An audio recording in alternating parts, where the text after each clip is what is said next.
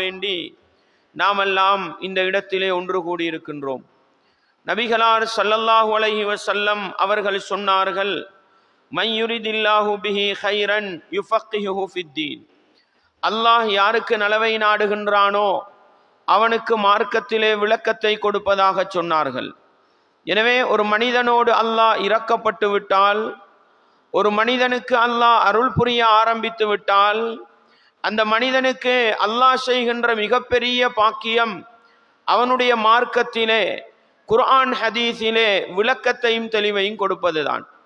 அந்த அடிப்படையில் இன்றைய இந்த நிகழ்ச்சியினூடாக நாங்கள் ஒரு குர்ஆன் வசனத்தை அல்லது ஒரு நபிமொழியை படிக்கிறோம் கேட்கிறோம் என்று சொன்னால், அல்லாஹ் எங்களோடு இரக்கப்பட்டிருக்கின்றான், அவனுடைய கருணை பார்வையை எங்கள் மீது பார்த்திருக்கிறான் என்பதை உள்ளத்திலே ஆழமாக நிறுத்தி கொண்டு இந்த சந்தர்ப்பத்தை தந்த அல்லாஹுவுக்கு நன்றி செலுத்துகின்ற மனிதர்களாக எங்களை நாங்கள் மாற்றிக்கொள்ள வேண்டும்.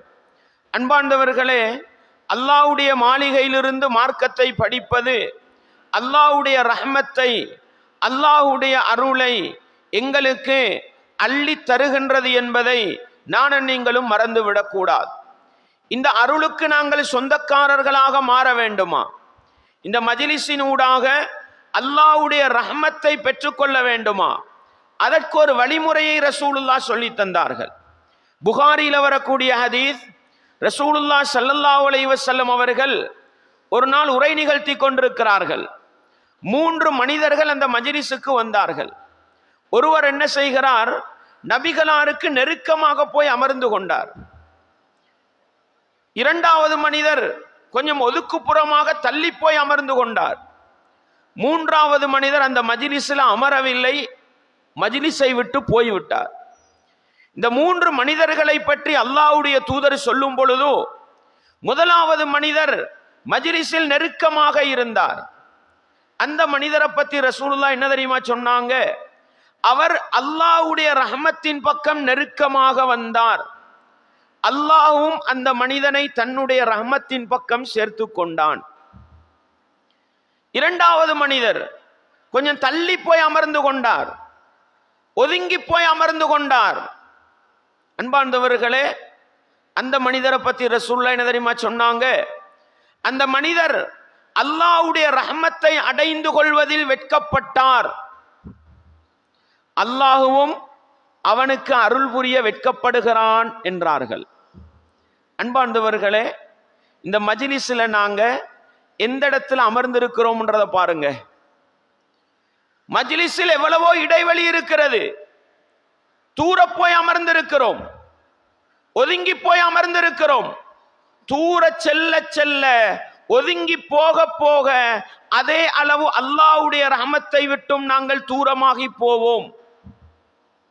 அதிலும் ஆச்சரியம் என்ன தெரியுமா? இளைஞர்கள், முதுகெலும்புல சீவன் உள்ளவங்க மதில்களை தேடி சாய்ந்திருக்கிறார்கள். அன்பார்ந்தவர்களே, அல்லாஹ்வுடைய ரஹ்மத்து கிடைக்கணும்டா நெருக்கமா இருந்து பழகுங்க. மஜ்லிஸ்ல முன்னால இருந்து பழகுங்க, பின்னால வாரவங்க பின்னால இருக்கட்டும். இல்லண்டா குர்ஆன் சுன்னாவை பேசுகின்ற மஜ்லிஸ்கள்ல, எங்கட மஸ்ஜிதுல மாசம் எவ்வளவு தர்பியா நிகழ்ச்சி நடக்கும், எத்தனை ஹதீஸ் வகுப்புகள் நடக்கும்னு பாருங்க. ஆனா வாழ்க்கையில மாற்றம் இல்லை. ஏன் வாழ்க்கையில மாற்றம் இல்லை? அன்பார்ந்தவர்களே, ஏனைய ஜமாத்துக்களை விட அதிகம் குர்ஆன் ஹதீஸ் பேசுகிறோம், ஆனா எங்கள்கிட்ட வாழ்க்கையில மாற்றம் இல்லை. காரணம் என்ன தெரியுமா? குர்ஆன் ஹதீஸ வரவேற்கிற மனநிலையில நாங்க இல்ல. காலை நீட்டி போட்டுக்கொண்டு, கையை அகட்டி போட்டுக்கொண்டு, செவத்துல சாஞ்சு கொண்டு இந்த படம் பார்க்கிறது, கிரவுண்ட்ல போய் விளையாட்டு பார்க்கிறது, அப்படி பயான் கேட்க கூடாது. குர்ஆன் ஹதீஸை படிக்கின்ற நேரம் பேசுபவருக்கு நெருக்கமாக இருந்து உள்ளத்தாலும் உடலாலும் அமைதியோடு கேட்போமாக இருந்தால் நிச்சயமாக அல்லாஹ் எங்களுக்கு அவனுடைய ரஹ்மத்தை அள்ளி தருவான். அல்லாஹ்வுடைய ரஹ்மத்து கிடைத்து விட்டால் குர்ஆன் ஹதீஸை நடைமுறைப்படுத்துவது லேசாகிவிடும். குர்ஆன் ஹதீஸை நடைமுறைப்படுத்துவது லேசாகிவிட்டால் உலகத்தில் உண்மையான முஸ்லிமாக வாழலாம், மறுமையிலே வெற்றி பெறலாம். எனவே அன்பார்ந்தவர்களே, இந்த மஜ்லிஸ் மட்டுமல்ல, குர்ஆன் ஹதீஸ் பேசுகிற எந்த மஜ்லிஸுக்கு போனாலும் அல்லாஹ்வுக்காக நெருங்கி இருந்து பழகுங்க, முன்னால வந்து அமர்ந்து பழகுங்க. அதுதான் அல்லாஹ்வுடைய ரஹ்மத்தின் பக்கம் எங்களை கொண்டு போய் சேர்க்கும். மூன்றாவது மனிதர் புறக்கணித்து போனார், மஜ்லிஸ்ல அமரல்ல. அன்பார்ந்தவர்களே, உண்மையிலே வேலை வெட்டிகள், வேலை பளுக்கள், நேரம் எடுக்காத முடியாத நிலை இருக்குமாக இருந்தால் அல்லாஹ் குற்றம் பிடிக்க போறதில்லை. ஆனால் எந்த காரணமும் இல்லாமல் நேரம் இருந்தும் குர்ஆன் ஹதீஸ் பேசப்படுகின்ற மஜ்லிஸை புறக்கணித்து சென்றால், அல்லாஹ்வுடைய தூதர் சொன்னார்கள், அந்த மஜ்லிஸில் அமராமல் சென்ற மனிதர் அல்லாஹ்வுடைய ரஹமத்தை புறக்கணித்தார், அல்லாஹ்வும் அந்த மனிதனை புறக்கணித்தான் என்றார்கள். நஊது பில்லாஹ், நஊது பில்லாஹ். அன்பார்ந்தவர்களே, இஸ்லாமிய உறவுகளே, எனவே அல்லாஹ் யாரோடு இரக்கப்படுகின்றானோ அந்த மனிதர்களுக்குத்தான் மார்க்கத்திலே விளக்கத்தையும் தெளிவையும் கொடுக்கிறான் என்றால், அல்லாஹ் இரக்கப்பட்டு எங்களை இந்த மஜ்லிஸிலே கொண்டு வந்து சேர்த்திருக்கிறான்.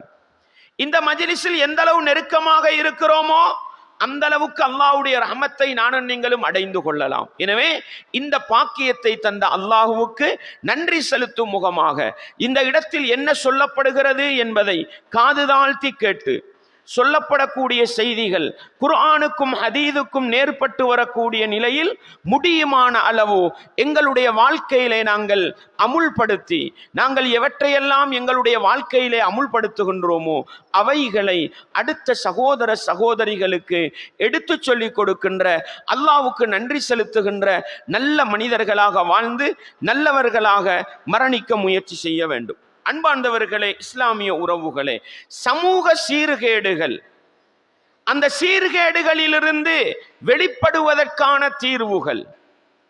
சமூகம் என்று சொல்லுகின்ற பொழுது நாங்கள் ஒவ்வொரு தனிநபரும் சமூகத்தில் ஒரு அங்கத்தவன். எங்களை சார்ந்திருக்கின்ற ஒவ்வொரு குடும்பமும் சேர்ந்ததுதான் சமூகம். சமூக பிரச்சனை என்கிற பொழுது சாதாரண பிரச்சனை அல்ல. நான் தொழவில்லை, அதனால் உங்களுக்கு எந்த பாதிப்பும் வரப்போறதில்லை. நீங்கள் தொழவில்லை, உங்களுடைய பக்கத்து வீட்டுக்காரனுக்கு அதனால் எந்த பிரச்சனையும் வரப்போறதில்லை. இது தனி மனிதர்களோடு சம்பந்தப்பட்ட தீமைகள். நீங்க ஹஜ்ஜிக்கு போகல, பெரிய பணக்காரர், உங்களோட பாவம் உங்களோட நிற்கும், உங்களோட பிரச்சனை உங்களோட நிற்கும். நீங்க பெரிய பணக்காரர், ஜகாத்து கொடுக்கல, நீங்க செஞ்ச பாவம் உங்களோட நிற்கும், அது இன்னொருத்தருக்கு பாதிப்பை ஏற்படுத்தாது. ஆனால் சமூக சீரழிவுகள் என்பது, சமூக கொடுமைகள் என்பது, சமூக தீமைகள் என்பது தனி மனிதனோடு மாத்திரம் நிற்பதல்ல.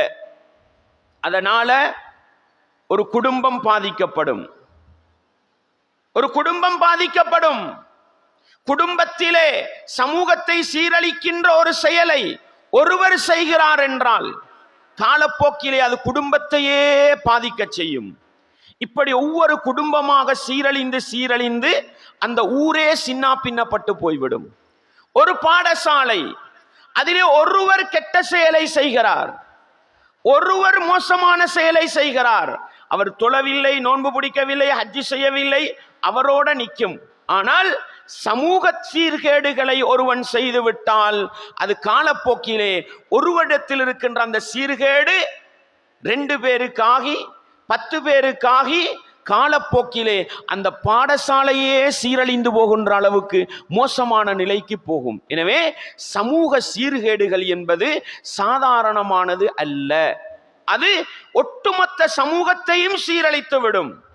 எனவே தனி மனித விடயத்தில் நாங்கள் அக்கறை காட்டுவதை விட பன்மடங்கு சமூகத்தை சீர்திருத்துவதிலே, சமூகத்தை நல்லவர்களாக மாற்றுவதிலே நானும் நீங்களும் கவனம் செலுத்த வேண்டும். ஆனால் இன்றைக்கு அது போன்ற நல்ல பண்புகள் குறைந்து போய்விட்டன. நாங்க சின்ன புள்ள காலத்துல நாங்க தொழலன்னு வைங்க, தொழாம நாங்க விளையாடி கொண்டு இருந்து விட்டு வீட்டுக்கு வருகின்ற பொழுது வீட்டுல உம்மா பாப்பா கிட்ட சொல்லி இருப்பாங்க, இவர் பள்ளிக்கு வெளியே விளையாடி கொண்டிருந்தால் தொழவில்லை. பள்ளியில தொழுகை நடக்கிற நேரம் இவர் கிரவுண்ட்ல இருந்தாருன்னு சொல்லி இருப்பாங்க. வீட்டுக்கு போகும் பொழுது விசாரிப்பாங்க, ஏசுவாங்க, அடிப்பாங்க. இப்படித்தான் சமூகம் இருந்தது. அதனால சமூகம் ஓரளவு பாதுகாக்கப்பட்டுச்சு. இன்றைக்கு என்ன தெரியுமா நிலைமை? ஒரு பக்கத்துல நீ எவ்வளவு கெட்டு போனாலும் எனக்கு என்ன, சமூகத்தை திருத்துறதுக்கு ஆட்கள் இல்லை. சமூகத்தில் ஒரு தவறை காணுகிற பொழுது, ஒரு இளைஞனுக்கிட்ட ஒரு பிழையை காணுகிற பொழுது, பாடசாலையில் ஒரு தவறை காணுகிற பொழுது அதை திருத்துறதுக்கு 2 பேர் இல்லை.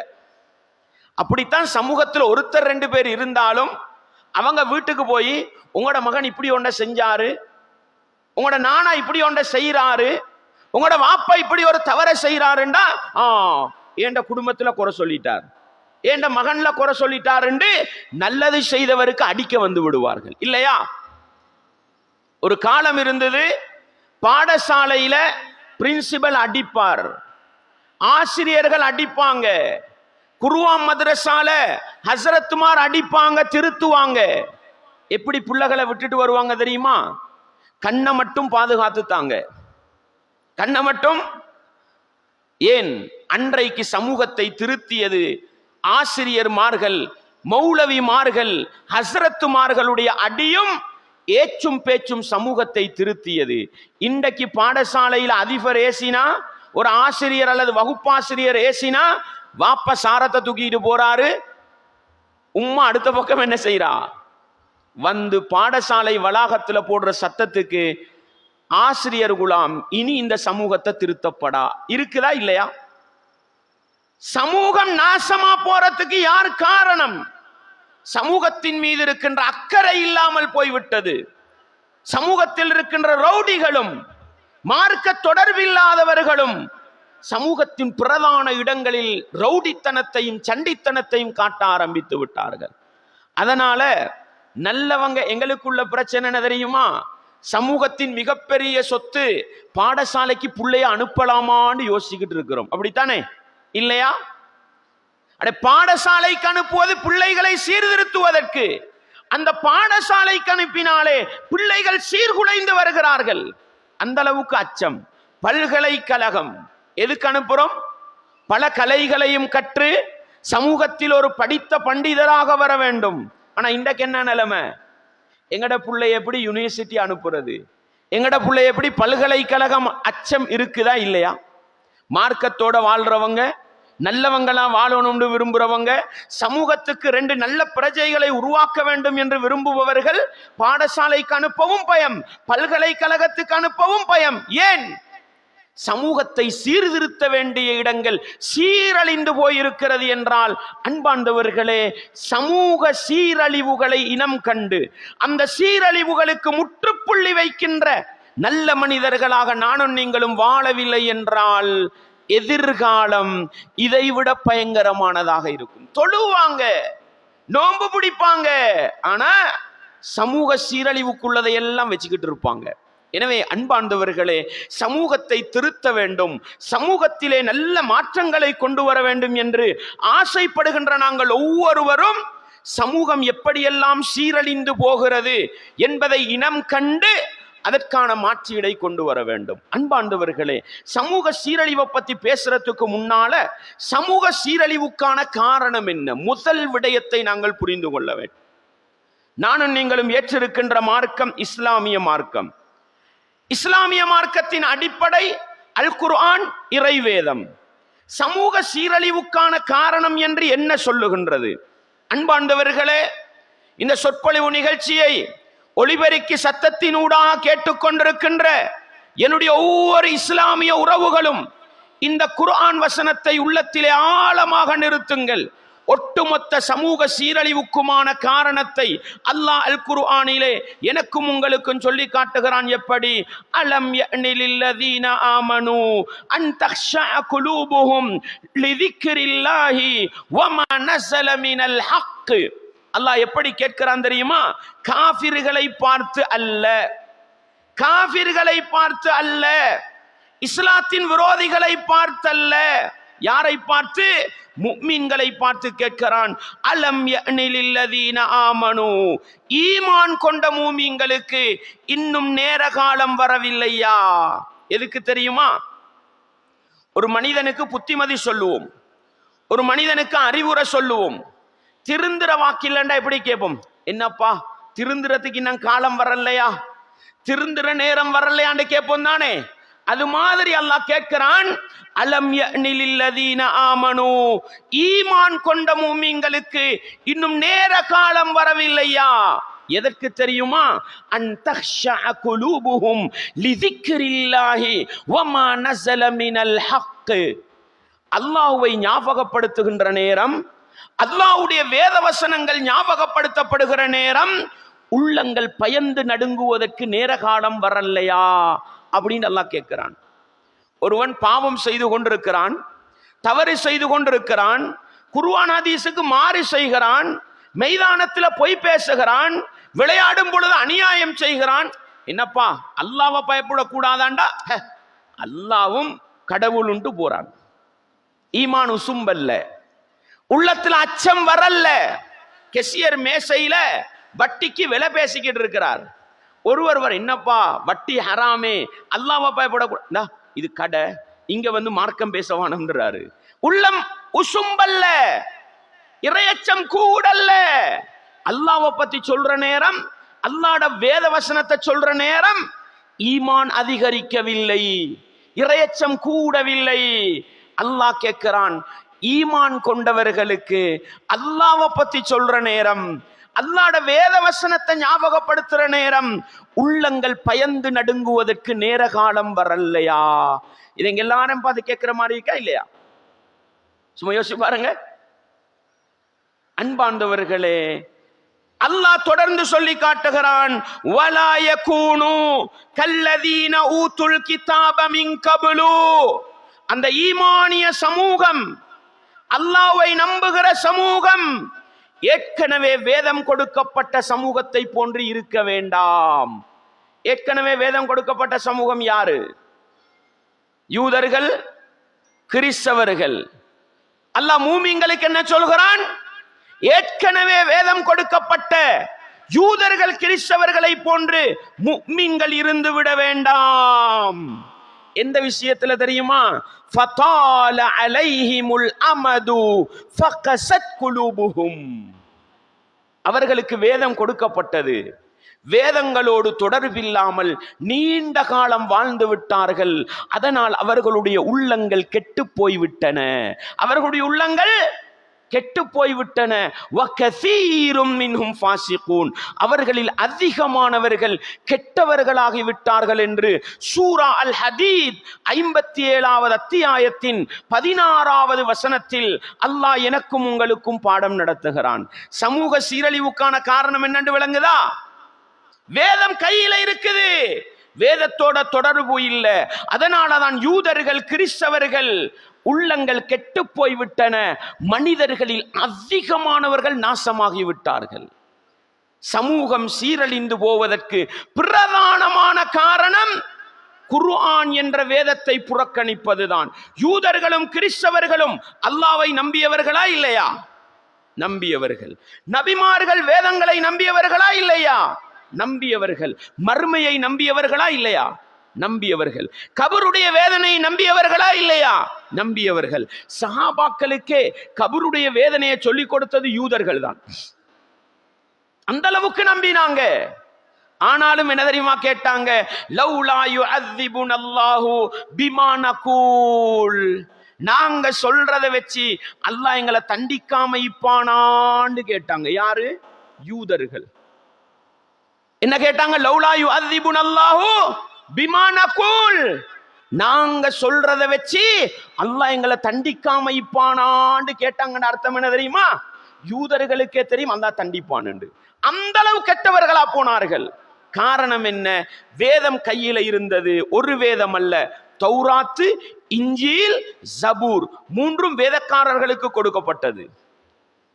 படிக்கல்ல, அதுல உள்ளத விளங்கல்ல, அதை சிந்திக்க நேரம் இல்ல.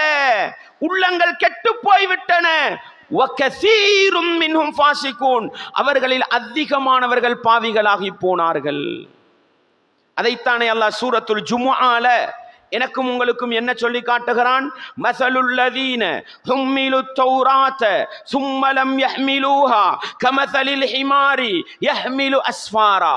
அல்லாஹ் சொல்லி காட்டுகிறான், மஸலுல்லதீன ஹும்மிலுத் தௌராத், தௌராத் என்ற வேதத்தை சுமந்த சமூகம், அவர்களுக்கு உதாரணம் என்ன தெரியுமா? கமஸலில் ஹிமாரி யஹ்மிலு அஸ்ஃபாரா, ஏடுகளை சுமக்கின்ற கழுதைகள் தான் என்று அல்லாஹ் சொல்கிறான். யாருக்கு உதாரணம்? தௌராத், இன்ஜீல், ஜபூர் போன்ற வேதங்களை சுமந்த சமூகத்துக்கு அல்லாஹ் சொல்கிறான் உதாரணம் ஏடுகளை சுமக்கின்ற கழுதையை போன்றது என்றான் அல்லாஹ். நஊது பில்லாஹ். கழுதையிட முதுகுல ஒரு புத்தக பொதிய வச்சோம். கழுதைக்கு என்ன தெரியும்? என்ற முதுகுல ஒரு பாரமீக்கி, அவ்வளவுதானே தெரியும். ஏண்ட முதுகுல கணித புத்தகமீக்கி, ஏண்ட முதுகுல விஞ்ஞான புத்தகமீக்கி, எனக்கிட்ட விஞ்ஞான அறிவிக்கின்னு கழுதைக்கு சொல்லேலுமா? ஏலாது. கழுதைக்கு சொல்ல முடிந்தது ஏண்ட முதுகுல ஒரு சுமை இருக்கிறது. இது போன்றுதான் தௌராத் வேதத்தை சுமந்து விட்டு அதன் அடிப்படையில் வாழாத யூதர்கள் கழுதைகளை போன்றவர்கள் என்று அல்லாஹ் சொல்கிறான். என்றால் சமூகத்துல மோசமான மனுஷனை ஏசுற எப்படி ஏசுற? போடா கழுத, அப்படித்தானே?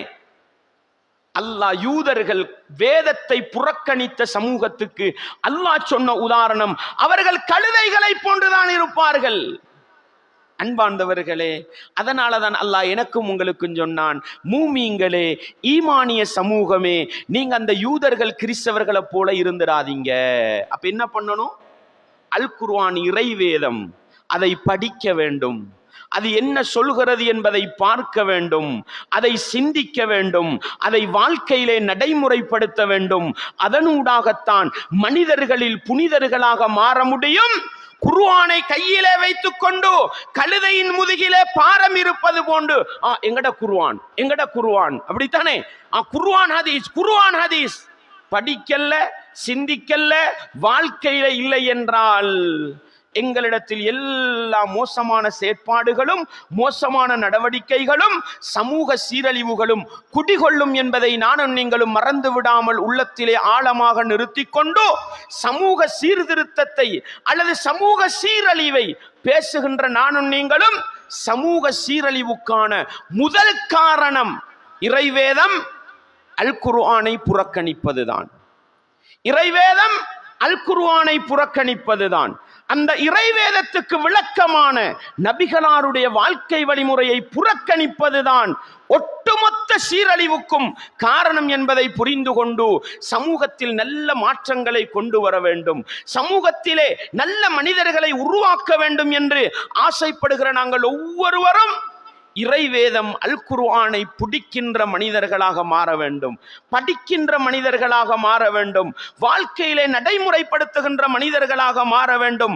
அதன் மூலம்தான் மனிதர்களில் புனிதர்களாக மாற முடியும் என்பதை உள்ளத்திலே ஆழமாக நிறுத்தி கொண்டு சமூகத்தை ஆட்டி படைக்கின்ற ஒரு சில சீரழிவுகளை பார்ப்போம். அது எப்படி வந்தது? பேசிக் குர்ஆன் ஹதீஸை எடுக்காதது தான். அதை பொதுவா வச்சுக்கிட்டு சமூகத்தில் இருக்கின்ற ஒரு சில சீரழிவுகளை நாங்கள் தொட்டு பார்ப்போம். அன்பார்ந்தவர்களே, இஸ்லாமிய உறவுகளே, அதிலே மிக பிரதானமானது படைத்தவன் ரப்புக்கு எதிராக செய்கின்ற துரோகம்தான். சமூகத்துல உச்சகட்ட சீரழிவு படைத்தவன் ரப்பு அல்லாஹ்வுக்கு எதிராக செய்கின்ற சீர்கேடுதான்.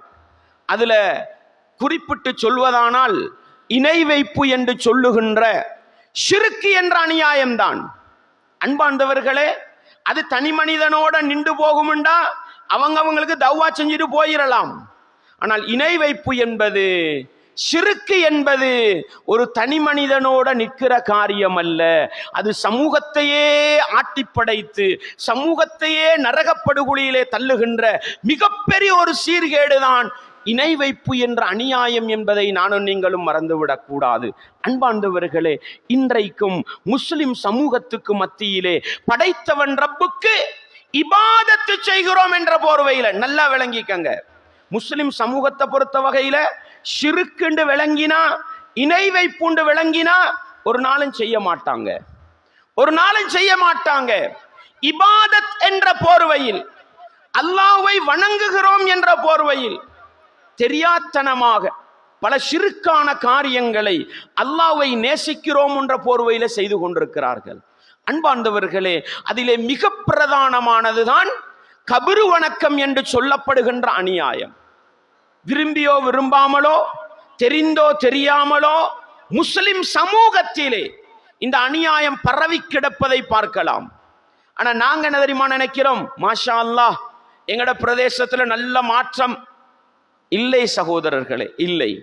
விரல் விட்டு எண்ணப்படுகிற நாங்கள் விளங்கி கொண்டாலும் அதிகமானவர்கள் இன்று வரைக்கும் கபறுகளுக்கு காணிக்கை செலுத்துபவர்களாக, நல்லடியார்களின் பேரிலே நேர்ச்சை செலுத்துபவர்களாக, கபரடியிலே போய் மண்டியிட்டு பிரார்த்தனை செய்பவர்களாக, கபரடியின் தலைமாட்டிலே இருக்கின்ற உண்டியலில் நேர்ச்சை காணிக்கை பணம் செலுத்துபவர்களாக, கபரடியை சுத்தி இருக்கின்ற கம்பிகளிலும் கதவு மூலைகளிலும் பணமுடிச்சுக்களை போடக்கூடியவர்களாக இருக்கிறார்கள் என்றால், அன்பார்ந்தவர்களே, இது ஈமானை பறிக்கின்ற சமூக சீரழிவு, சாதாரண விடயம் அல்ல. அதனாலதான் அல்லாஹ்வுடைய தூதர் ஸல்லல்லாஹு அலைஹி வஸல்லம் அவர்கள் மரணப்படுக்கையில இருக்கின்ற பொழுது கடுமையான மயக்கத்தில் இருந்தாங்க. 14 நாள் ரசூலுல்லாஹ் மரணப்படுக்கிறது. பின்னால் நான் உங்களுக்கு சொல்லுவேன். சஃபர் மாதம் நாங்க இருக்கிற இந்த மாதம் கடைசி புதன்கிழமை தான் ரசூலுல்லாவுக்கு தலைவலி ஏற்படுகிறது, காய்ச்சல் ஏற்படுகிறது. அதுல இருந்து ரபியுல் அவ்வல் 12ஆம் திகதி வரைக்கும் ரசூலுல்லாஹ் கடுமையா கஷ்டப்பட்டாங்க. அதுல கடைசி வியாழன் இருக்குது பாருங்க, ரசூலுல்லாஹ் திங்கக்கிழமை மௌத்தா போறாங்கண்டா கடைசி வியாழக்கிழமை மக்ரிப் தொழுகைக்கு போறோம், ரசூலுல்லாவால தொழுகைக்கும் வர முடியல. எப்பொழுது பார்த்தாலும் மயக்கம். சஹாபாக்கள் என்ன செய்வாங்க தெரியுமா, ரசூலுல்லாஹ்வோட முகத்துக்கு மேலால் ஒரு புடவையை போட்டு போத்தி வச்சிருப்பாங்க. மயக்கத்துல தான் இருப்பாங்க. ரசூலுல்லாஹ் ஸல்லல்லாஹு அலைஹி வஸல்லம் அவர்கள் மயக்கம் தெளிவடைகின்ற பொழுதெல்லாம் என்ன செய்வாங்க தெரியுமா, அந்த புடவையை முகத்திலிருந்து நீக்கிவிட்டு என்ன சொல்லுவார்கள் தெரியுமா, லஅனத்துல்லாஹி அலல் யஹூதி வன் நஸாரா, யூதர்கள் கிறிஸ்தவர்களுக்கு அல்லாஹ்வுடைய சாபம் உண்டாகட்டும். அல்லாஹ் யாரை போல இருக்கவானண்டான், எங்களுக்கு யாரை போல இருக்கவானண்டான்? முன்னால் வேதம் கொடுக்கப்பட்ட சமூகம் யூதர்கள் கிறிஸ்தவர்களை போல. ரசூலுல்லாஹ் மரணப்படுக்கையில இருந்து கொண்டு மயக்கம் தெளிவடையும் பொழுதெல்லாம் என்ன வார்த்தையை சொன்னாங்க, யூதர்கள் கிறிஸ்தவர்களுக்கு அல்லாஹ்வுடைய சாபம் உண்டாகட்டும். என்ன காரணம், இத்தகது குபூர் அன்பியாஇஹிம் மசாஜித், அந்த யூதர்களும் கிறிஸ்தவர்களும் நபிமார்களுடைய அடக்க ஸ்தலங்களை எல்லாம் மஸ்ஜிதுகளாக, மஸ்ஜிதுண்டா என்ன, அல்லாஹ்வை வணங்குகிற இடம், கபறுகளை மஸ்ஜிதுகளாக ஆக்கி கொண்டார்கள். இது ஒருக்க சொல்லல ரசூலுல்லாஹ். ஆயிஷா நாயகி சொல்லுவாங்க, ரசூலுல்லாஹ் முகத்தில் இருந்த அந்த திரையை நீக்கும் பொழுதெல்லாம் சொல்லுவாங்க, யுஹذிரு மா ஸனஉ, மரணப்படுக்கையில் இருக்கிற ரசூலுல்லாஹ் ஏன் யூதர்களையும் நசாராக்களையும் பதுவா செய்து நபிமார்களுடைய அடக்க ஸ்தலங்களை வணக்க ஸ்தலங்களாக மாற்றினார்கள் என்று சொன்னார்கள் என்றால், ஆயிஷா நாயகி சொன்னாங்க, யூதர்களும் கிறிஸ்தவர்களும் செய்த அந்த அநியாயத்தை அல்லாஹ்வுடைய தூதர் கண்டிச்சாங்க. ஏன் தெரியுமா, அல்லாஹ்வுடைய தூதர் பயந்தாங்க, என்னுடைய மரணத்துக்கு பின்னாலும் என்னுடைய கபரை மனிதர்கள் வணங்குகிற இடமாக ஆக்கிவிடக் கூடாது. அதுல ரசூலுல்லாஹ் கவனமாக இருந்தாங்க. அஹ்மதுல 7352வது இலக்க ஹதீஸை வாசித்து பாருங்கள். அபூ ஹுரைரா ரலியல்லாஹு அன்ஹு அவங்க சொல்லுவாங்க, அல்லாஹ்வுடைய தூதர் அல்லாஹ் கிட்ட கேட்ட துஆ என்ன தெரியுமா, அல்லாஹும்ம லா தஜஅல் கப்ரி வஸனா, இறைவா என்னுடைய கபரை வணங்கப்படுகின்ற சிலையாக நீ ஆக்கி விடாதே என்று ரசூலுல்லாஹ் பாதுகாப்பு தேடுவாங்களாம். அல்லாஹு அக்பர், அல்லாஹு அக்பர். என்ன ரசூலுல்லாஹ் பாதுகாப்பு தேடுறாங்க, இறைவா என்னுடைய கபரை வணங்கப்படுகின்ற சிலையாக ஆக்கி விடாதே. லஅனல்லாஹு கௌமன், ஒரு கூட்டத்தை அல்லாஹ் சபிக்கிறான். யார் அந்த கூட்டம், இத்தகது குபூர் அன்பியாஹிம் மசாஜித், அவர்கள் நபிமார்களுடைய அடக்க ஸ்தலங்களை வணக்க ஸ்தலங்களாக மாற்றிக்கொண்டவர்கள் என்று அல்லாஹ்வுடைய தூதர் சொன்ன செய்தி அஹ்மதிலே பதிவு செய்யப்படுகிறது என்றால், அன்பார்ந்தவர்களே, இன்றைக்கு இது இன்னும் சர்வசாதாரணம்தான்.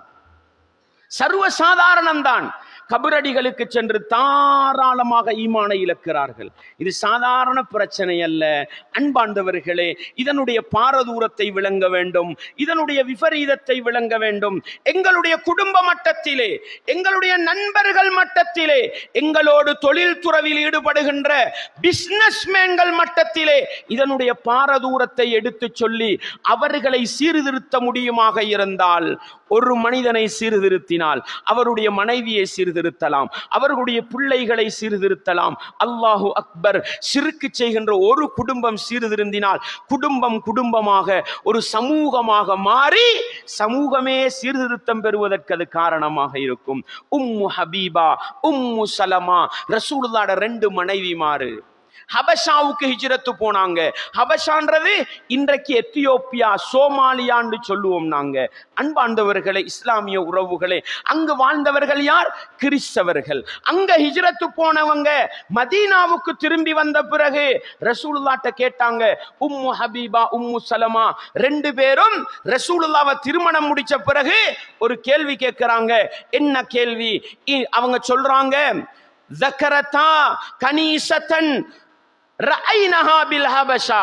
ஹபஷாவிலே, ஹபஷான்றது சோமாலியாவுக்கு, எத்தியோப்பியாவுக்கு, அவங்க கண்ட கிறிஸ்தவர்களுடைய ஒரு வணக்க ஸ்தலம். இப்ப எங்கட மஸ்ஜித் என்று சொல்ற மாதிரி கிறிஸ்தவர்களுடைய வணக்க ஸ்தலத்துக்கு கனீசத்துண்டுவாங்க. அவர்களுடைய கனீசத்துல, வணக்க ஸ்தலத்துல அவங்க ஃபீஹா தசாவீர், ஒரு சில உருவப்படங்களை வைத்து வணங்குகிற காட்சியை பார்த்தாங்க. இன்றைக்கு கிறிஸ்தவர்கள் என்ன பண்றாங்க? உருவப்படம் வைத்துத்தானே வணங்குகிறார்கள். அன்றைக்கு ரசூலுல்லாஹ்ட்ட சஹாபி பெண்மணிகள், ரசூலோட மனைவிமார் கேட்டாங்க. அல்லாஹ்வுடைய தூதர் சொன்ன வார்த்தை எங்க எல்லாரும் ஞாபகத்தில் இருக்கணும். யாருக்கிட்ட வைத்துக்கொண்டு நீ ஷிர்க் செய்கிறாய், நீ முஷ்ரிக், விரல் நீட்டாதீங்க. மாறாக தவறு செய்கிறானா, தப்பு செய்கிறானா, பிழை செய்கிறானா, அவனுக்கிட்ட நாகரிகமா இந்த ஹதீஸை எடுத்து சொல்லுங்க. அவர்களுடைய உள்ளங்களை மாற்ற அல்லாஹ் போதுமானவன். அல்லாஹ்வோட தூதர் சொன்னாங்க, இன்ன உலாயிக்க, அந்த மக்கள் இருக்கிறார்களே யார்? ஹபஷாவிலே, சோமாலியாவிலே இருந்த அந்த கிறிஸ்தவர்கள். இதா கான ஃபீஹிமுர் ரஜுலு ஸாலிஹு, எங்கட சமூகத்துக்கு சொன்ன ஹதீஸ் மாதிரி இருக்கும் பாருங்க. அவர்களில் அர் ரஜுலு ஸாலிஹ் அர்த்தம் என்ன? சாலிஹான மனிதர்.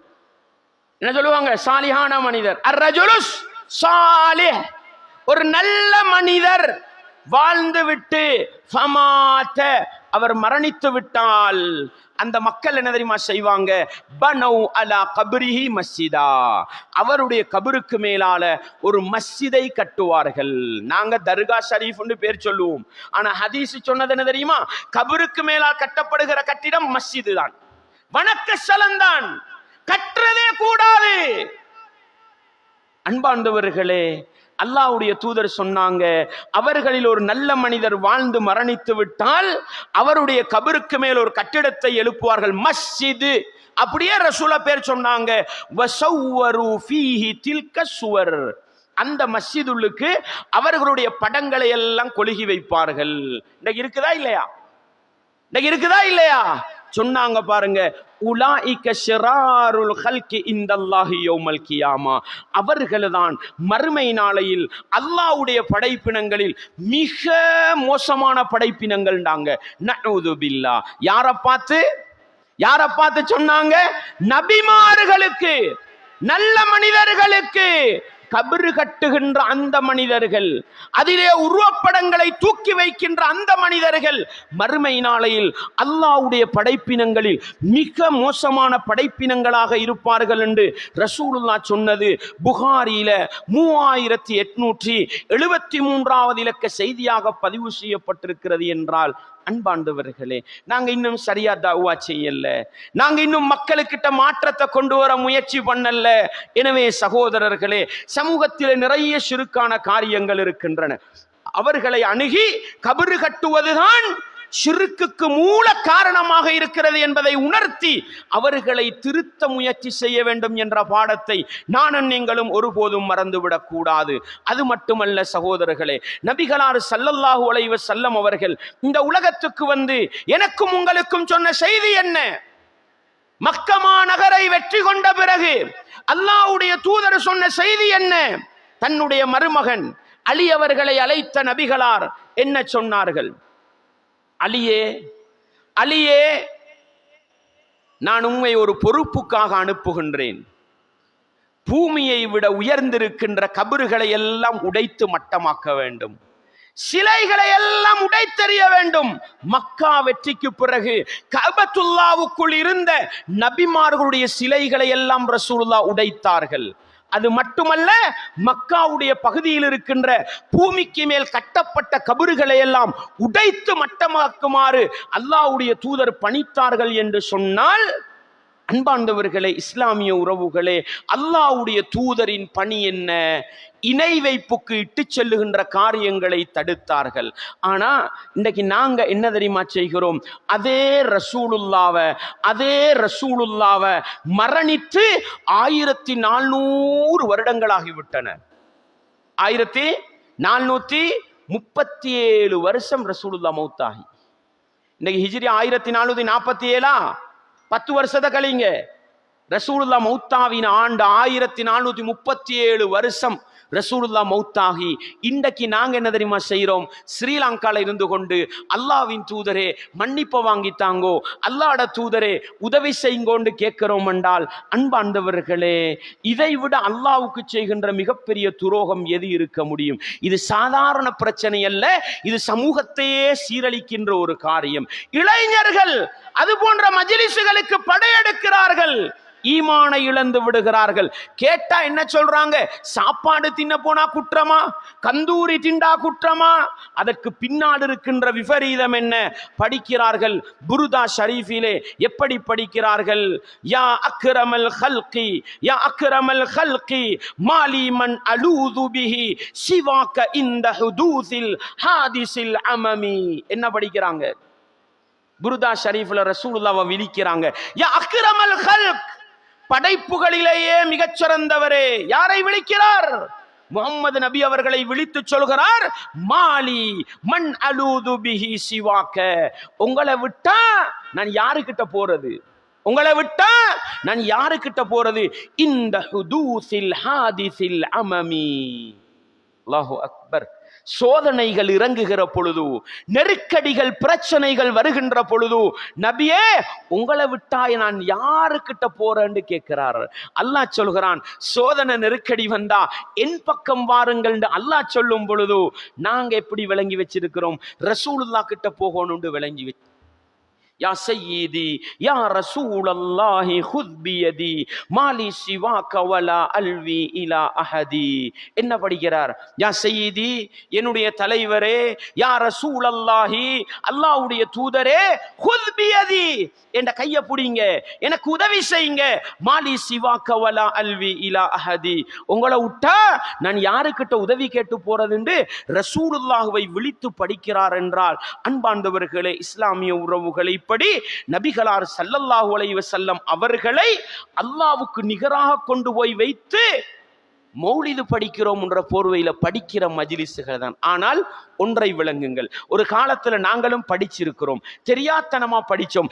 இன்றைக்கும் நிறைய முஸ்லிம்களுடைய நிலை இதெல்லாம் இபாதத்துன்ற போர்வையில செஞ்சுக்கிட்டு இருக்கிறாங்க. ஆனால் சமூகத்தை சீரழித்து ஈமானை பறிக்கின்ற, ஈமானை இழக்கச் செய்கின்ற மிக மோசமான செயல் என்பதை நானும் நீங்களும் மறந்து விடாமல் உள்ளத்திலே நிறுத்தி கொள்ள வேண்டும். அடுத்த மாதம் ரபியுல் அவ்வல் வந்தா சுபஹான மௌலிது தான் படிக்க போறாங்க.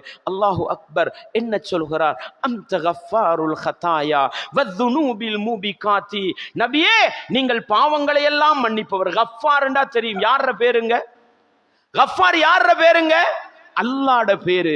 அதை விழிக்கிறார்.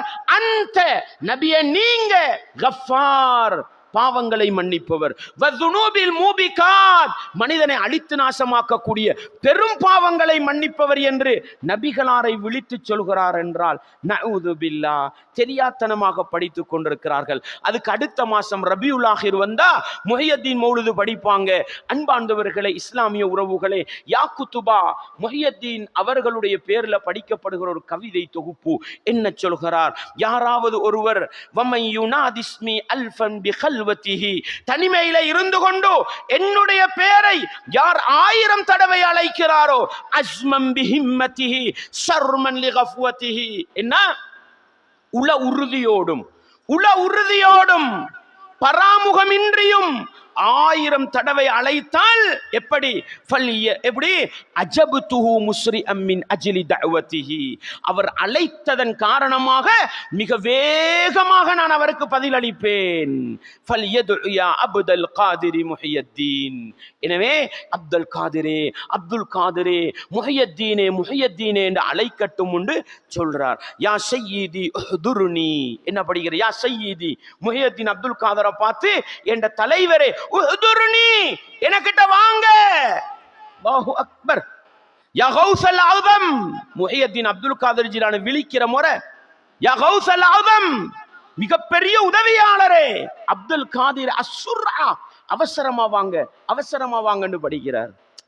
அன்பார்ந்தவர்களே, அன்பார்ந்த இஸ்லாமிய சகோதரர்களே, முஸ்லிம் சமூகம் ஷிர்க் என்று விளங்கினால், இதனுடைய பாரதூரத்தை விளங்கினால் ஒரு காலமும் செய்ய மாட்டார்கள்.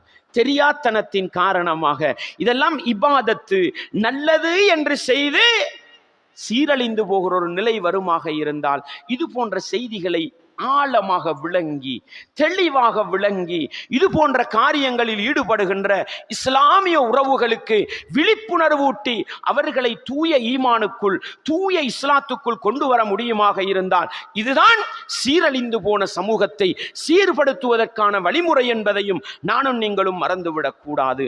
அது மட்டுமல்ல சகோதரர்களே, ஈமானை இழக்கின்ற பலவிதமான அநியாயங்கள் ரசூலுல்லாஹ் ஸல்லல்லாஹு அலைஹி வஸல்லம் சொன்னாங்க. மன் அத்தா அர்ராஃபன் அவ் காஹினன். அர்ராஃப் யாருக்கு சொல்றது தெரியுமா? எதிர்வு கூறுகின்ற மனிதர்கள். காஹின் சாஸ்திரம் பார்க்கிற மனிதர்கள்.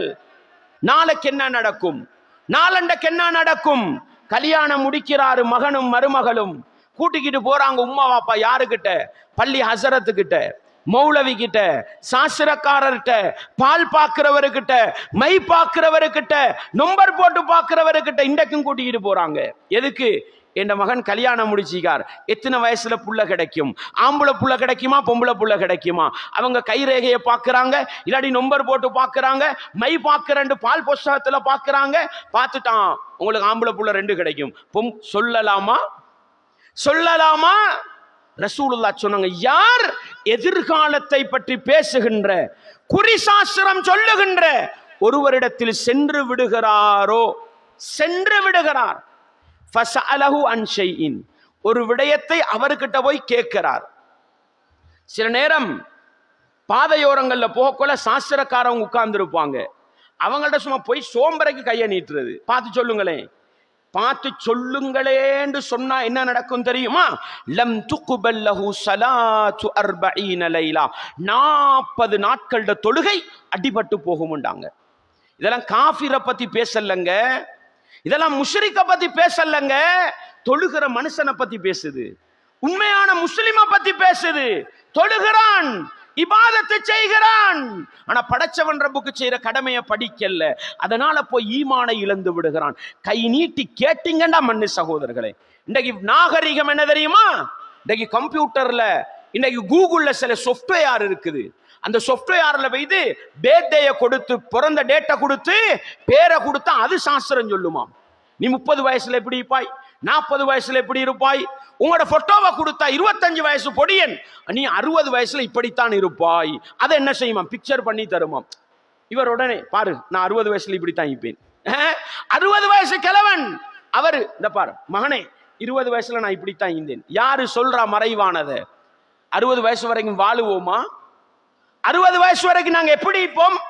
படைச்சவன் ரப்புக்கு தெரிஞ்ச விடயம் தொழில்நுட்ப வடிவத்தில் வந்தாலும் சரி, மடமைத்தன வடிவத்தில் வந்தாலும் சரி, ஈமானை இழக்க செய்யும் என்பதை நானும் நீங்களும் மறந்துவிடக் கூடாது. இது ஒரு சாஸ்திரக்காரன்ட்ட போய் கையை கொடுத்து கேட்டா 40 நாள் தொழுகை இல்லா போகும். கேட்டுட்டு சில பேர் வந்து சொல்லுவாங்க, நீங்க தான் வஹாபிகள், இதெல்லாம் நம்புறல்ல, அவன் சொன்னது அப்படியே நடந்துச்சு. சொல்றாங்களா இல்லையா?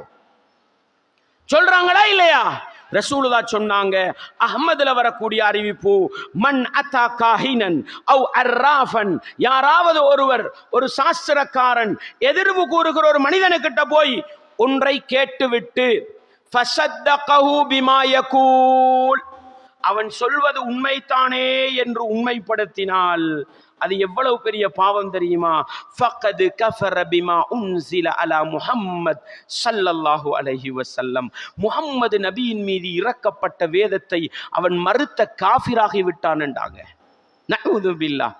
எவ்வளவு பெரிய சீரழிவுகள் சகோதரர்களே. எனவே அன்பாண்டவர்களே, குர்ஆன் சுன்னாவை சுமந்திருக்கின்ற, குர்ஆனையும் சுன்னாவையும் மக்களுக்கு கொண்டு போக வேண்டும், மார்க்கத்தை பிரச்சாரம் செய்ய வேண்டும், இங்கிருந்து சத்தியம் ஒழிக்க வேண்டும் என்ற மிகப்பெரிய ஆசையோடு இந்த மஸ்ஜிதை உருவாக்கிய நாங்கள், அதற்காக ஒன்றுபட்ட நாங்கள், எங்கட கடமை முடிஞ்சு நாங்க வளர்ந்துட்டோம், எங்கட தஅவா எல்லாம் வெற்றி இல்லை சகோதரர்களே. இன்றைக்கும் சத்தியம் தெரியாத பல இஸ்லாமிய உறவுகள் ஈமானை இழந்து சமூக சீரழிவிலே ஈடுபட்டு கொண்டிருக்கிறார்கள். அகீதாவை படிக்க வேண்டும், அல்லாஹ்வுக்கு செய்ய வேண்டிய கடமையை படிக்க வேண்டும். சமூகத்திலே சீரழிவை கொண்டு வருகின்ற, படைத்தவன் ரப்புக்கு துரோகம் இழைக்கின்ற, இணை வைப்புக்குரிய காரியங்களை அழகாக தெளிவாக படித்து எங்களுடைய சகோதர சகோதரிகளுக்கு எத்தி வைப்பதன் மூலம்தான் அவர்களை பாதுகாக்க முடியும். குறிப்பாக இளைஞர்களுக்கு சொல்லுகின்றேன், விளையாட்டு என்றால் ஓடோடி செல்லுகின்றோம், எல்லா கொள்கைக்காரர்களோடும் ஒரே மைதானத்திலே விளையாடுகிறோம். விளையாடுவோம், பிரச்சனை இல்லை, ஒற்றுமையாக இருப்போம், அதுதான் சமூகத்துக்கு தேவை. அன்பார்ந்தவர்களே, இளைஞர்களே, கொஞ்சம் மார்க்கத்தை படிங்க. ஈமானை சீரழித்து விடுகின்ற மிகப்பெரிய கொடுமை என்ன, அதை படிங்க. நண்பர்கள் மட்டத்தில், வகுப்பு இளைஞர்கள் மட்டத்தில், விளையாடுகின்ற வாலிபர்கள் மட்டத்தில் அகீதாவை பேசுங்க, அல்லாஹ்வுக்கு செய்கிற கடமையை பேசுங்க. 10 இளைஞரில் ஒரு இளைஞனை திருத்தி எடுக்க முடியுமா? இதுதான் சமூகத்தை சீர்படுத்துபவனுக்கு தேவைப்படுகின்ற அடிப்படை என்பதை புரிந்து கொண்டு ஈமானை இழக்கச் செய்கின்ற காரியங்களை விளங்கி அதிலிருந்து நாங்கள் எங்களை பாதுகாக்க வேண்டும். அன்பார்ந்தவர்களே, சமூகத்தில் இருக்கின்ற மூட நம்பிக்கை, இன்றும் ஒளிந்து போகாத மூட நம்பிக்கை. நான் உங்களுக்கு சொன்னேன் அல்லவா, சஃபர் மாதம், இன்றைக்கும் சஃபர் மாதம் வந்தா கல்யாணம் நடத்த ரெடி இல்லை, சஃபர் மாதம் வந்தா பிசினஸ் ஆரம்பிக்க ரெடி இல்ல, சஃபர் மாதம் வந்தா வீடு கட்ட ரெடி இல்ல, கட்டின வீட்டுக்கு புகுந்து கொள்ள ரெடி இல்லை. ஏன் சகோதரர்களே? சஃபர் பீடிகை பிடித்த மாதம் இல்லையா? இன்றைக்கு முஸ்லிம்கள்ட்ட இந்த சிந்தனை இல்லையா? அன்பார்ந்தவர்களே, சஃபர் மாதம் என்பது அல்லாஹ்வுடைய தூதர் பல திருமணங்கள் முடித்த மாதம், பல யுத்தங்கள் வெற்றி கொண்ட மாதம். ஹிஜ்ரத்து பேசுறோமே, அந்த ஹிஜ்ரத்து பயணத்தை தொடர்ந்து நடத்திய மாதமும் சஃபர் மாதம்தான். அன்பார்ந்தவர்களே, இஸ்லாமிய உறவுகளே, அல்லாஹ்வுடைய தூதர் தன்னுடைய கொள்கை பிரகடனமாக செய்த ஒன்று என்ன தெரியுமா?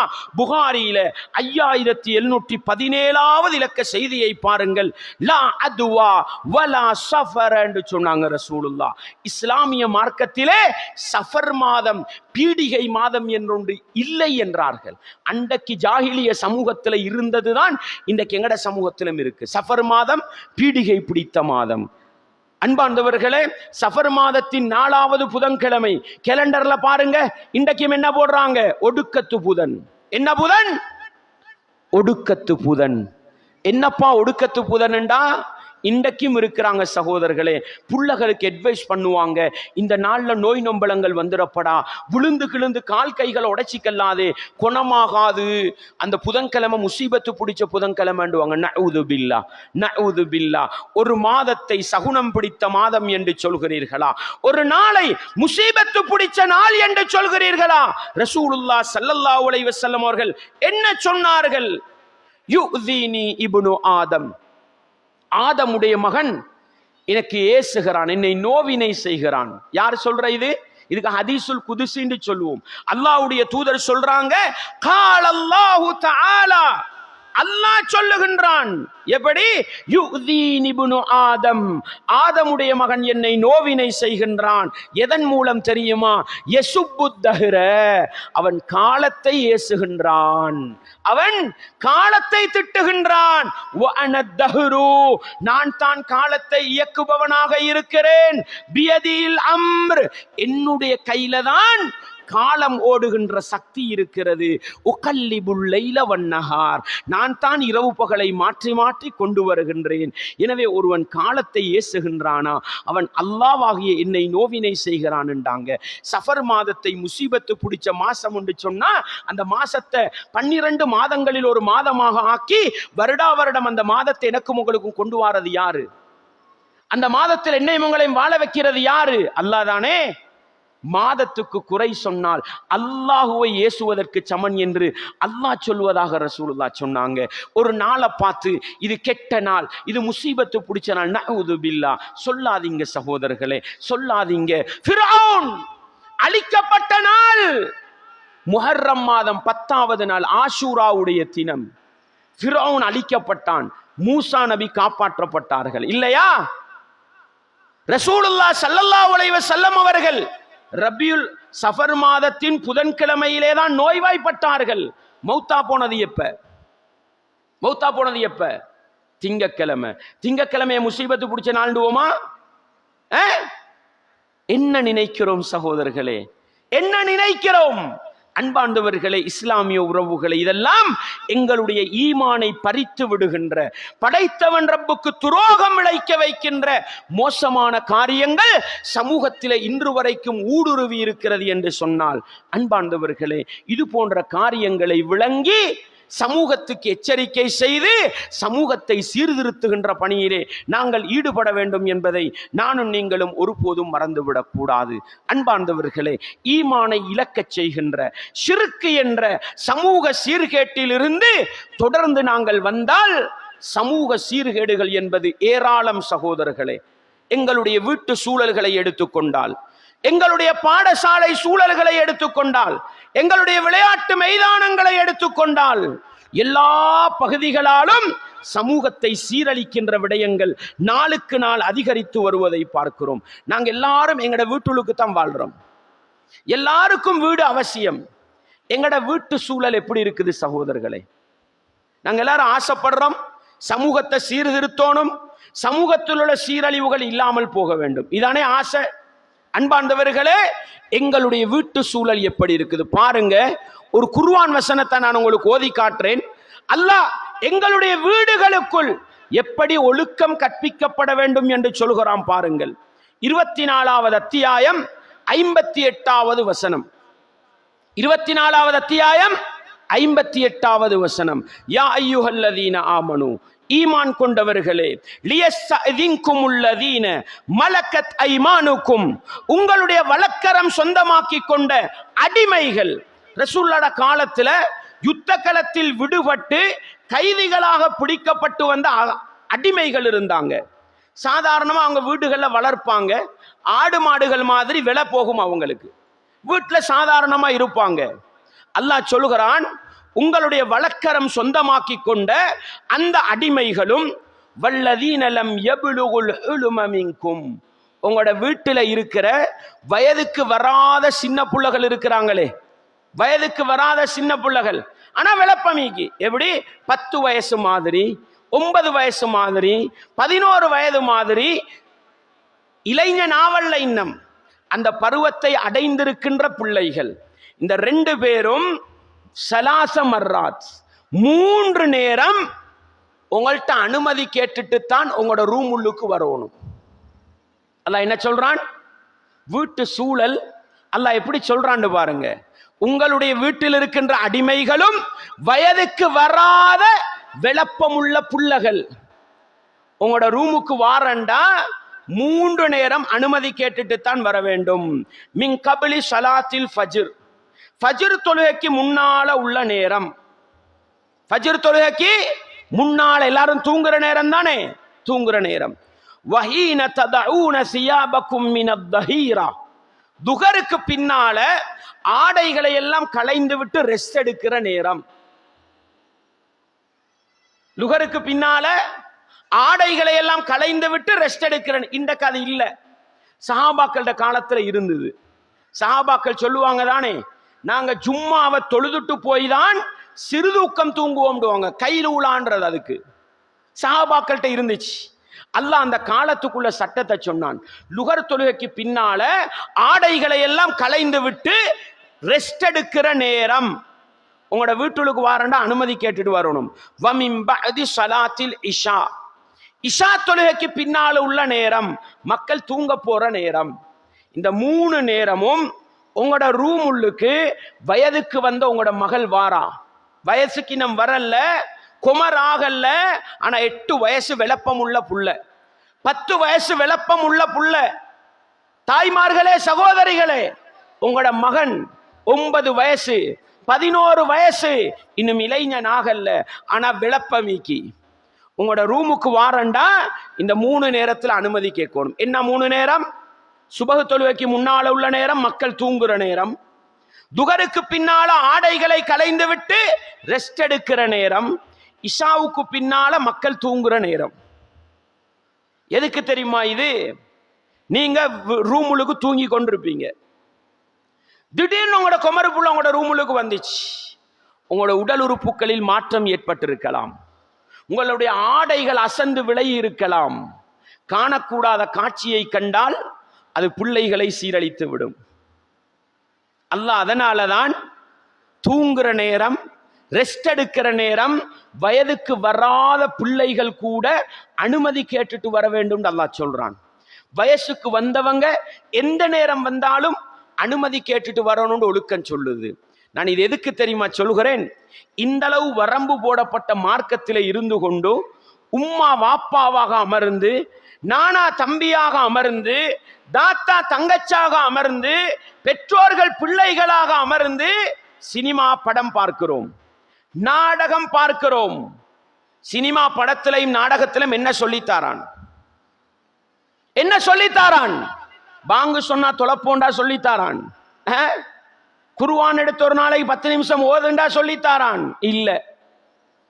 ஒரு பொம்புளை புள்ள எப்படி அரைக்குறை உடுப்போடு ஆட வேண்டும், ஒரு ஆம்பளை புள்ள எப்படி பொம்புளை புள்ளையோட தகாத உறவுல ஈடுபட வேண்டும், அனைத்தையும் படம் பிடித்து காட்டுகிறான் சினிமாவிலும் நாடகத்திலும். நஊது பில்லாஹ். குடும்பமாக அமர்ந்து, பிள்ளை குட்டிகளாக அமர்ந்து எங்களுடைய வீட்டுக்குள் இந்த அநியாயத்தை பார்க்கிறோம். எங்களோட வீட்டுக்கு வளர்ற குமரு புள்ளை எப்படி வளருது? ஒழுக்கம் இல்ல, ஒழுக்கம் இல்ல, மார்க்க வரம்பை பேண தெரியாது. வீட்டில இருந்து போக்கள் அழகா அபாயாவோட ஃபர்தாவோட போறாங்க, வெளியே போய் சீரழிவுகளில் ஈடுபடுகிறார்கள், அட்டகாசங்களில் ஈடுபடுகிறார்கள்.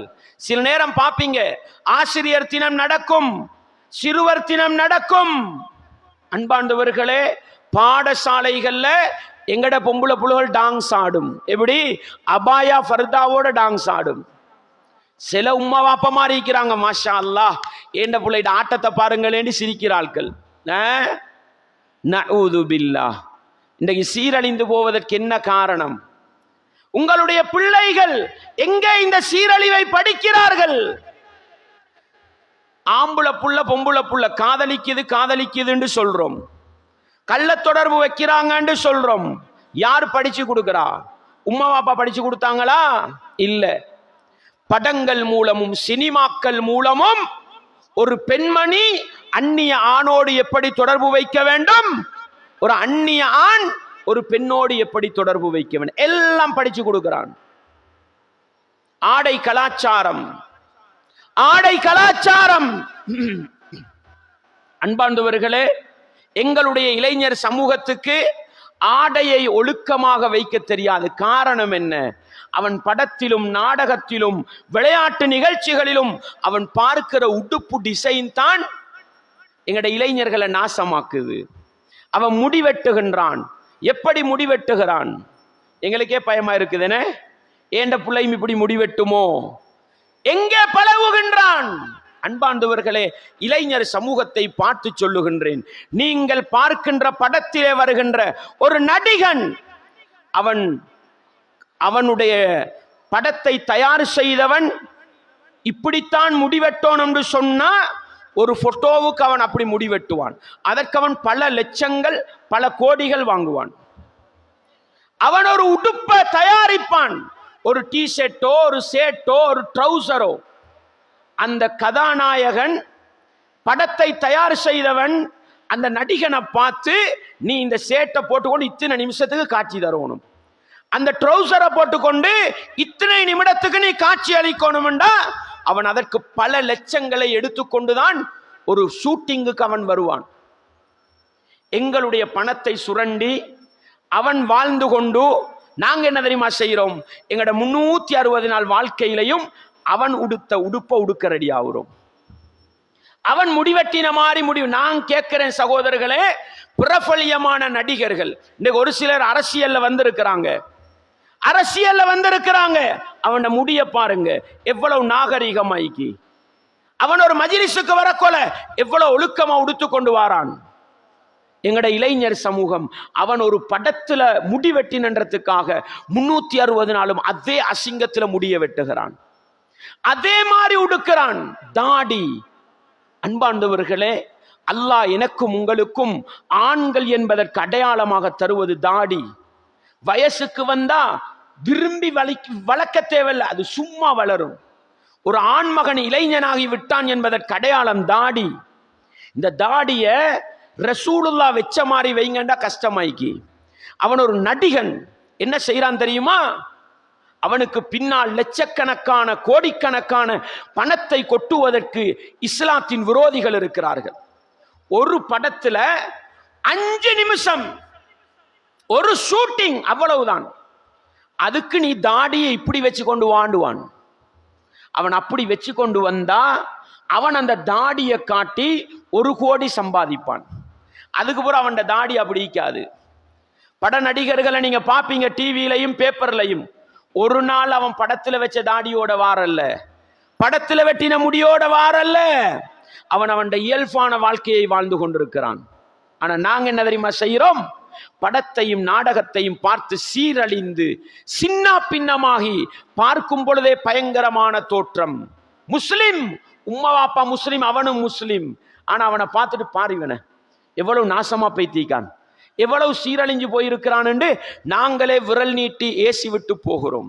நான் கேட்கிறேன் சகோதரர்களே, எங்களை சீரழிக்கின்ற, எங்களை நாசமாக்கி விடுகின்ற சினிமாக்களுக்கு பின்னாலும் நாடகங்களுக்கு பின்னாலும் நாங்கள் போக வேண்டுமா என்ற ஒரு கேள்வியைத்தான் இந்த இடத்திலே கேட்க வேண்டும் சகோதரர்களே.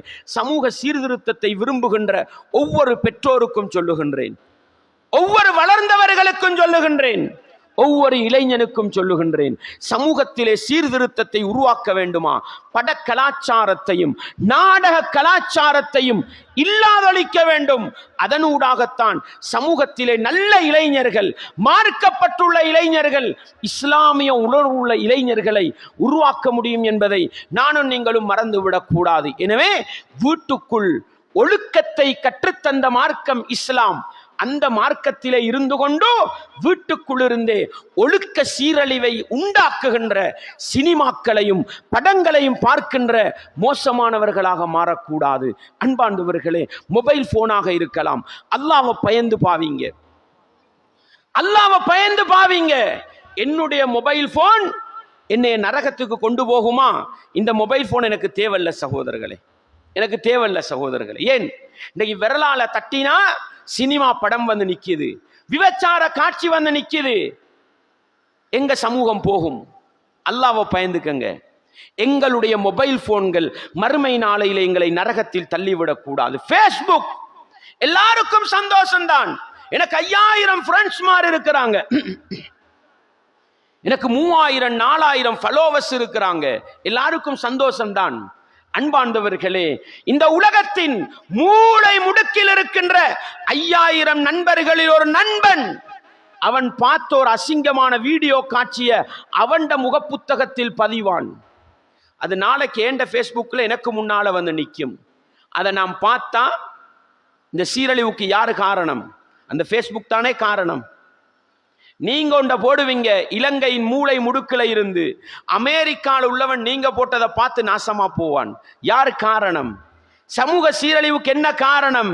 ஃபேஸ்புக்காக இருக்கலாம், வாட்ஸ்அப்பாக இருக்கலாம், டிக்டாக்காக இருக்கலாம், இன்ஸ்டாகிராமாக இருக்கலாம். என்னையும் உங்களையும் நரகம் அழைத்து செல்லுகின்ற அளவுக்கு எங்களை சீரழிக்குமாக இருந்தால், எங்களை நாசமாக்குமாக இருந்தால், எங்களுடைய ஒழுக்கங்களை நாசமாக்கி எங்களை பண்பாடற்றவர்களாக மாற்றுமாக இருந்தால், அப்படிப்பட்ட பாவனை எனக்கும் உங்களுக்கும் இருக்கக்கூடாது. ஏன்? அதன் மூலம்தான் உலகத்தில் சீர் பெறலாம், மறுமையிலே வெற்றி பெறலாம் என்ற பாடத்தை நானும் நீங்களும் மறந்துவிடக் கூடாது.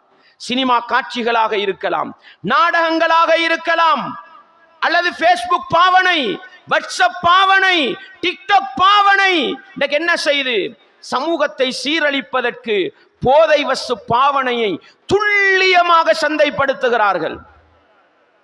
மருந்துங்க, சாதாரண மருந்து, ஒரு பெனடோல், ஒரு பெனடின், இதை எப்படி போதை பொருளாக மாத்துறது? படிச்சு கொடுக்கிறான் படத்துல, படிச்சு கொடுக்கிறான் நாடகத்துல, படிச்சு கொடுக்கிறான் டிக்டாக்ல, படிச்சு கொடுக்கிறான் இன்ஸ்டாகிராம்ல. இளைஞன் அதை பார்க்கிறான், எங்கோ இருந்து பார்த்துட்டு அவன் 2 மருந்தை எடுக்கிறான், அவன் சொல்லி கொடுத்த மாதிரி கலக்கி அடிக்கிறான், அடிச்சுட்டு பேயரைஞ்சவன் மாதிரி வாரான். சமூகத்தை சீரழிப்பது யார்? சமூகத்தை சீரழிப்பது யார்?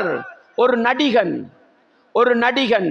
அவன் குடிச்சாலும் ரெஸ்பெக்டா குடிக்கிறான், அவன் குடிச்சாலும் பணத்தை சம்பாதிப்பதில் மிக கவனமாக இருக்கிறான். அவன் பின்னால போய் எங்கட இளைஞர்கள் குடிபோதைக்கு அடிமையாகிறார்கள், போதை வசு பாவனைக்கு அடிமையாகிறார்கள். எந்த அளவுக்கு மாறுறாங்க தெரியுமா? குடிச்சு போடு ரோட்ல நிக்கிறான், இவனுக்கு உம்மாவும் விளங்குது இல்ல, வாப்பாவும் விளங்குது இல்ல, அவன் பணத்தை சம்பாதிக்கிறான், இவன் பணத்தை இழந்து கொண்டிருக்கிறான். இல்லையா?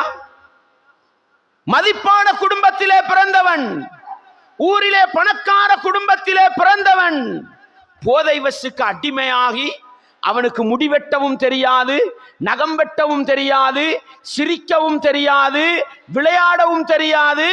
பாதையோரத்திலே நாய் நாக்க தொங்க போட்டுக்கிட்டு எப்படி உட்கார்ந்திக்கும், அது மாதிரி கேவலப்பட்டு அமர்ந்து போயிருக்கிறான். அன்பார்ந்த இளைஞர் சமூகமே, அன்பார்ந்த இளைஞர் சமூகமே, எங்களை நாசமாக்குவதற்கு, எங்களை சீரழிப்பதற்கு இஸ்லாத்தின் விரோதிகள் படங்களினூடாக, நாடகங்களினூடாக, சினிமா காட்சிகளினூடாக ஏகப்பட்ட திட்டங்களை வரைந்து வைத்திருக்கிறார்கள். அடிமையாகிவிட்டோம், எங்களை வழிகெடுத்து விடுவார்கள், எங்களை சீரழித்து விடுவார்கள்.